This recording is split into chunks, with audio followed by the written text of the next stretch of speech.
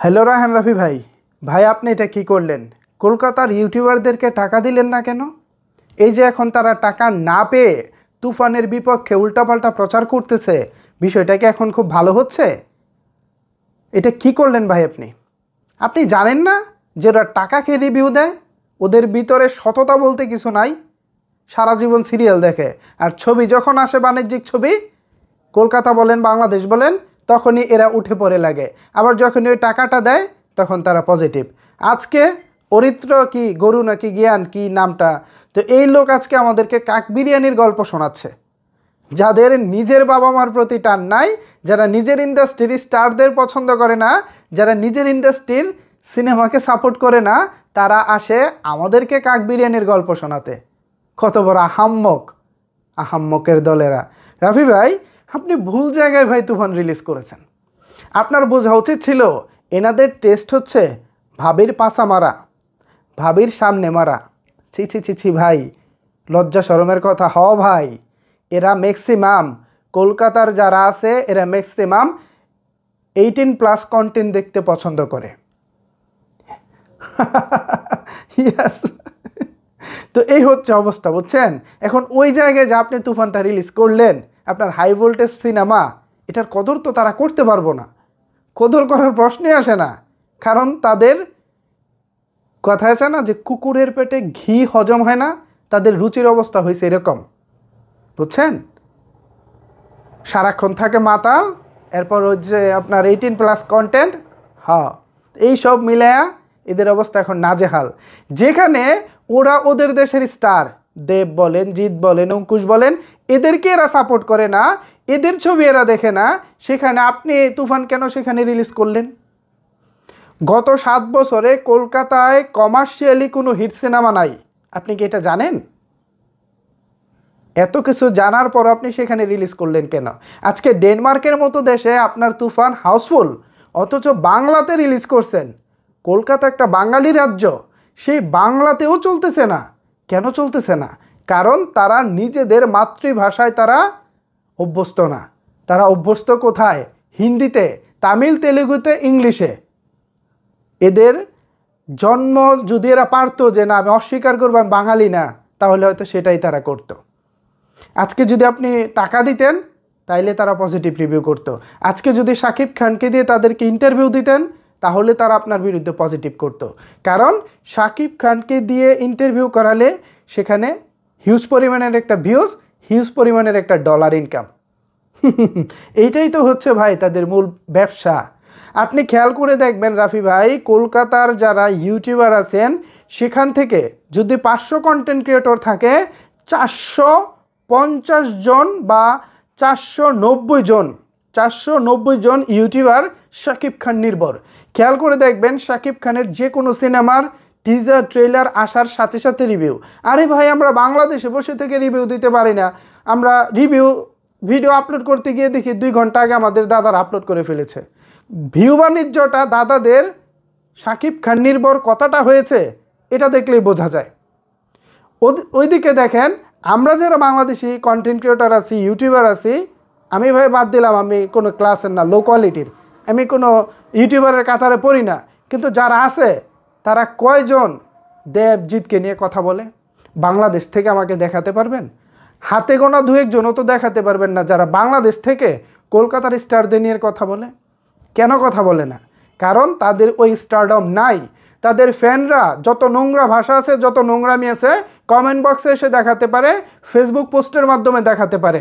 Specially জিতের ভক্তরা, এদের থেকে নোংরা আর কোনো ভক্তকুল নাই। এরা ভাই তোদের স্টার ভালো, তোদের স্টার অনেক উঁচুতে, তোদের স্টার পৃথিবীর সেরা, ঠিক আছে। ওই যে কুকুরও বলতেছে ঠিক আছে তোদের স্টার সেরা, তাইলে কাজ কর, তোরা হলে গিয়ে সেটা প্রমাণ কর। আমরা আমাদের প্রিয় নায়ক শাকিব খানকে যে ভালোবাসি, আমরা আমাদের সেই প্রমাণটা কিন্তু হলে গিয়ে দেখাই, কিন্তু তারা সেটা দেখাতে পারে না। গত 7 বছরে কলকাতায় জিতের কোনো হিট সিনেমা নাই, ভাবা যায়? এই আহাম্মকের দলেরা কি হিসেব দেয় দেখেন। ধরেন চেঙ্গিসের বাজেট হচ্ছে 5 কোটি টাকা নির্মাণ ব্যয়, এখন গোটা সিনেমা ধরেন কলকাতা থেকে কালেকশন করছে সব মিলিয়ে 8 কোটি। এখন 8 কোটি টাকার টিকিট বিক্রি থেকে প্রযোজক কয় টাকা পার্সেন্টেজ পাইছে এই হিসাবটা তারা করে না। তারা আমাদের এসে ওই আপনার 8 কোটি টাকার গল্প শোনায় আর বলে আমাদের এখানে হিট গাধার দলেরা। আর আমাদের এখানে দেখ 40 কোটি প্লাস এখন অলরেডি তুফানের টিকিট বিক্রি হয়েছে। তাহলে আমরা কি বলবো? 8 কোটি নিয়ে লাফালাফি করিস আর আমরা 40 কোটি। তোরা কোথায় আর আমরা কোথায়? আমাদের লেভেলে আসতে, আমাদের যোগ্যতায় আসতে তোদের আরও কয়েকবার করে জন্ম নিতে হবে। সো রাফি ভাই, আপনার কাছে আমার অনুরোধ, নেক্সট টাইম ভারতে ছবি রিলিজ করার কোনো দরকার নাই। ভারতের সাপোর্ট যতটা না নিয়ে বাংলাদেশের ভিতরে থেকে ভালো ভালো ছবি বানানো যায় সেই চেষ্টাটুকু করেন। এইসব আবালদেরকে, এইসব গরুদেরকে কোনোভাবেই পাত্তা দিবেন না আর কোনো ইন্টারভিউ দিবেন না। এরা আপনাদের ইন্টারভিউ না পেয়ে এবার জ্বালা পড়ায় জ্বলতেছে। এদের অবস্থা হচ্ছে সেরকম। তো ভালো থাকবেন রাফি ভাই। যদিও কাল্পনিক কথাবার্তা ছিল, রাফি ভাই এখানে ছিল না, বাট আমার মনের ধুকটা আমি কিছুটা হলেও কমানোর চেষ্টা করেছি। দেখেন রাফি ভাই ব্যস্ত আছেন, তার সঙ্গে এই মুহূর্তে কথা বলতে পারবো না, তবে কাল্পনিকভাবে কথাটা বলেছি। যাই হোক, বিষয়টিকে কেউ আবার সিরিয়াসলি নেবেন না। গরু মার্খা বলতেছে বাংলাদেশের দর্শকদের নাকি কাক বিরিয়ানির রুচি। ভাবা যায়? কাক বিরিয়ানির রুচির দর্শকরাও যদি 40 কোটি টাকার একটা কালেকশন দিতে পারে তাহলে তো সেই ইন্ডাস্ট্রির পা ধুয়ে পানি খাওয়া উচিত। আর তোরা যাদেরকে রুচিশীল বলতেছিস, তোরা তো তোদের ইন্ডাস্ট্রি পরিবর্তন করতে পারতেছিস না। তোরা নিজেদেরকে ক্রিটিক্স ভাবিস। এই ক্রিটিক্স হয়ে তোদের ইন্ডাস্ট্রির লাভ হলো কি? দিন দিন তো তোদের ওইখান থেকে কমার্শিয়াল সিনেমা আউট হয়ে গেছে। এক জিত তাও করতেছে, কিন্তু তাও তাদের ফ্যান ফলোয়ার, জিতের যারা ফ্যান ফলোয়ার আছে তারা হলে গিয়ে সেভাবে নিজেদের উপস্থিতি দেখাচ্ছে না। আমার মনে হয় জিত আর কত একা টানবে, 2-1 বছর পর বেচারা হয়তো বলবে স্টপ, অনেক হয়েছে। কিন্তু আমাদের শাকিব খান, তোরা চেয়ে চেয়ে দেখবি আমরা বহির্বিশ্বে কিভাবে দাপিয়ে বেড়াচ্ছি। আজকে ডেনমার্কের মতো দেশেও হাউসফুল। ভাবা যায় সেখানে বাঙালি খুব একটা নাই, তার উপরও ডেনমার্কের মতো দেশে হাউসফুল। আর যেখানে কলকাতায় প্রায় 10 কোটি প্লাস বাঙালি, সেখানে তোদের বাংলা সিনেমা হাউসফুল হয় না। আমি তুফানের কথা বাদ দিলাম রে ভাই, তুফান তোদের যোগ্য না, তুফান তোদের ক্লাসের না, তুফান একবারে ফালতু সিনেমা। ঠিক আছে, তোদের সিনেমাও তো তোরা দেখিস না রে ভাই, তোরা তো ওই 18+ কন্টেন্ট আর সারাক্ষণ মাতাল হয়ে থাকিস। শাকিব খান নির্ভরতা কমিয়ে তোরা পারলে নিজেদের যোগ্যতায় কন্টেন্ট বানা। আমরা তোদের দেবজিৎকে নিয়ে কখনো কথা বলি? তাহলে তোরা সাকিব করিস কেন? কলকাতার শতকরা 95% ইউটিউবার শাকিব খান নির্ভর। তারা শাকিব খানের কন্টেন্ট না হলে তাদের পেটে ভাতই হবে না। এমনকি এখন থেকে তো কলকাতার অনেক শালাশালিকে দেখেছি তারা ডেডিকেটলি শাকিব খানকে নিয়ে কাজ করা শুরু করেছে। ভালো, আমাদের ভালো লাগে যখন দেশের বাইরে থেকে আমাদের দেশের কাউকে নিয়ে গলা ফাটায় সারাদিন, তখন দেখতে ভালোই লাগে। কিন্তু সেই কৃতজ্ঞতা বোধ তো তোদের থাকতে হবে, নাকি তাও তারা হারিয়ে ফেলেছিস? অবশ্য তোদের মধ্যে আবার কিসের কৃতজ্ঞতা বোধ? তোরা যেখানে নিজেদের ইন্ডাস্ট্রির তারকাদের সিনেমায় দেখিস না, সেখানে শাকিব খান তো অন্য ইন্ডাস্ট্রির। শাকিব খানের স্টারডম সম্পর্কে তোদের কোনো আইডিয়া আছে? নর্মাল একটা সিনেমা হলে শাকিব খানের সিনেমা কত টাকায় বুকিং হয় তোদের কোনো আইডিয়া আছে? অগ্রিম সিনেমা হল মালিক অগ্রিম টাকা দিয়ে সিনেমা বুকিং করে। মাথায় রাখবি, শাকিব খানের মতো নায়ককে নিয়ে কথা বলতে না যোগ্যতা লাগে। কাক বিরিয়ানির গল্প শোনাস আমাদেরকে, কাক বিরিয়ানির গল্প।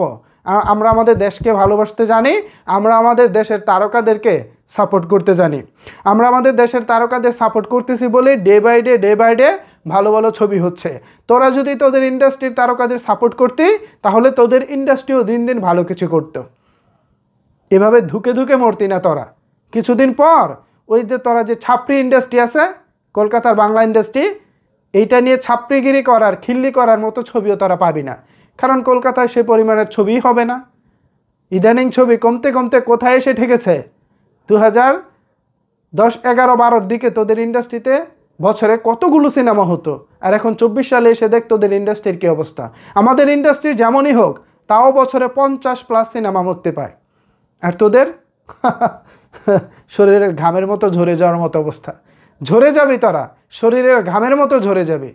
কারণ তোদের ভিতরে হিংসা বেশি, তোদের ভিতরে গোলমাল বেশি, ঝামেলা বেশি। সো ভিউয়ার্স, এ বিষয়ে যদি আপনাদের কোনো কিছু বলার থাকে তাহলে অবশ্যই সেটি নিচের কমেন্ট বক্সে জানাতে পারেন। ধন্যবাদ সবাইকে সম্পূর্ণ ভিডিওটি দেখার জন্য।